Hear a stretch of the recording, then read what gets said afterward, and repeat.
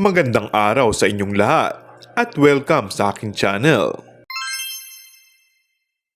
Kim Chiu met ang new version ni Paulo Avellino. Maraming viewers lalo na ang Kim Pao fans ang nakapansin sa pagiging makulit ni Paulo sa kanyang ka-love team na mag-perform sila sa ASAP.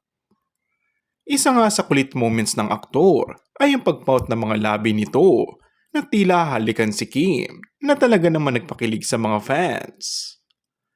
Sinabihan kasi ako before na maging masaya, paliwanag ni Paulo sa interview sa kanila ni MJ Felipe. Pero gustong-gusto nga ni Kim ang version na ito ni Paulo. Ayon kay Kim, mas gusto ko tong Paulo Avellino era 2.0. Tingnan mo naman yung poster namin, paano mo naman siya mapapaganyan? Hindi talaga siya nag-goofy kasi sobrang serious face talaga siya. Ngayon pwede na siyang mag-heart sign, kaya isa talaga tong big step sa kanya, say ni Kim. Ang tinutukoy na poster ng aktresa ay ang poster ng first movie nila na My Love Will Make You Disappear na nagkaroon ng pag-reveal nitong Miyerkules. And that's all for our today's video. Kung bago ka lang sa aking channel ay mag-subscribe at pindutin na rin ang notification bell. Maraming salamat!